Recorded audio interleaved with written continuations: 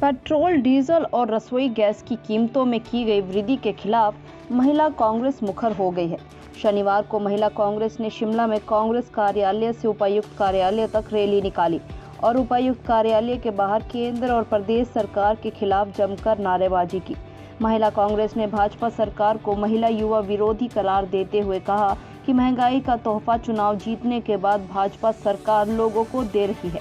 महिला कांग्रेस की प्रदेश अध्यक्ष जानम चंदेल ने कहा कि 5 राज्यों में हुए चुनावों के बाद एकाएक रसोई गैस, पेट्रोल, डीजल और खाद्य वस्तुओं के दामों में वृद्धि कर दी और जीत का तोहफा देश की जनता ने भाजपा सरकार को दिया, जिससे महिलाओं को घर चलाना मुश्किल हो गया है। रसोई गैस के सिलेंडर में सीधे 50 रुपए बढ़ा दिए गए और अन्य खाद्य वस्तुएं महंगी कर दी है। भाजपा सरकार जब से सत्ता में आई है तब से आम जनता का जीना दुश्वार कर दिया है।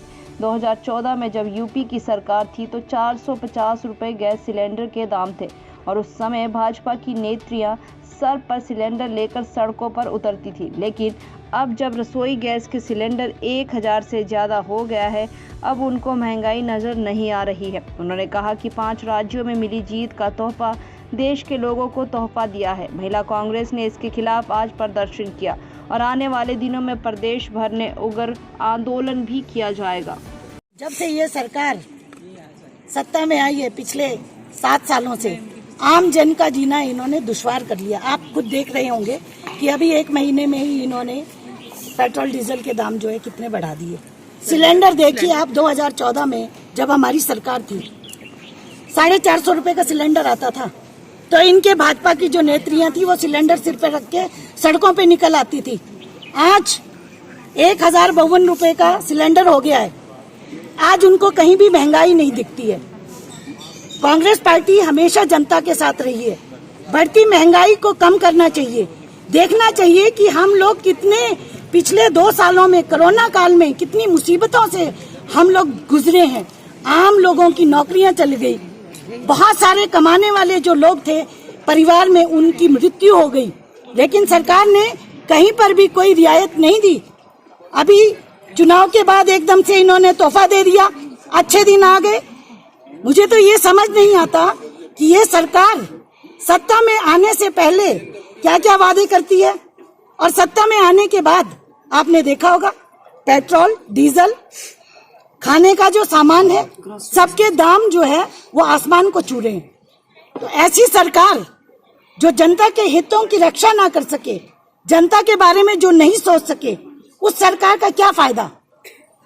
ये जो सरकार है ये जन विरोधी सरकार है, ये युवा विरोधी सरकार है। और जिस तरह से आज देश में हालात हैं, आम आदमी को इतने सालों के बाद अपने 2 जून की रोटी के लिए इतना संघर्ष करना पड़ता है।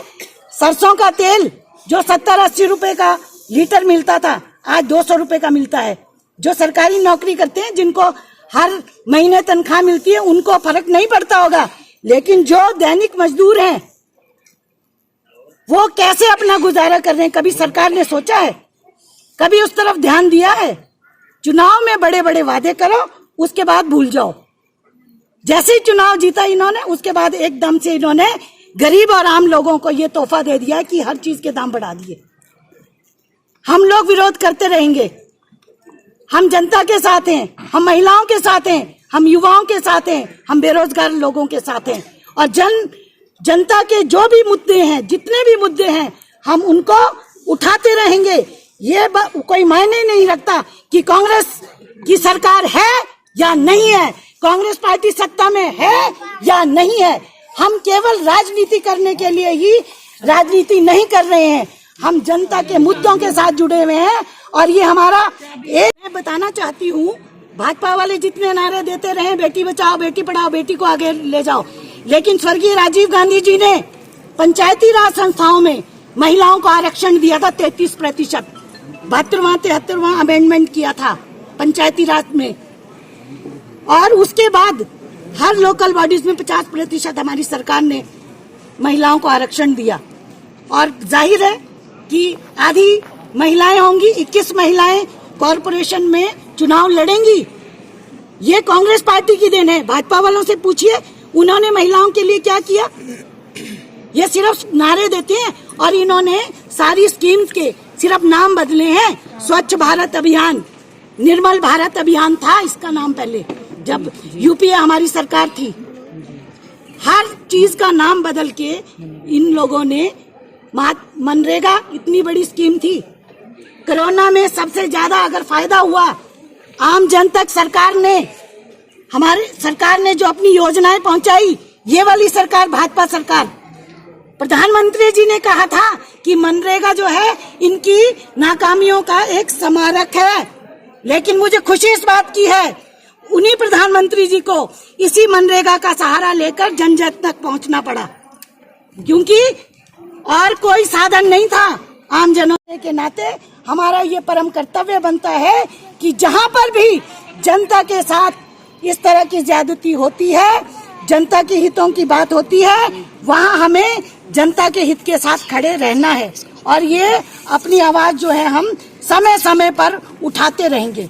इससे पहले भी आपकी बैठक भी निश्चित हुई है। 31 तारीख को ऑल इंडिया लेवल पे पूरी महिला कांग्रेस, पूरे देश की महिलाएं जो है 31 तारीख को दिल्ली में प्रदर्शन करने जा रही हैं, क्योंकि ये रोजमर्रा से जुड़े हुए मुद्दे हैं। आप देखिए कि महंगाई इतनी बढ़ गई, फीस देखिए कितनी बढ़ा दी, कॉपी किताबों के दाम जो हैं वो 25% बढ़ा दिए।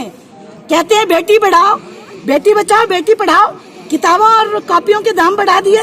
और तो छोड़िए, गरीब आदमी जो बीमार हो जाता है वो अपना कैसे इलाज कराएगा? इन्होंने दवाइयों के दाम बढ़ा दिए। कौन सा ऐसी चीज है जो इन्होंने जिसके दाम नहीं बढ़ाए?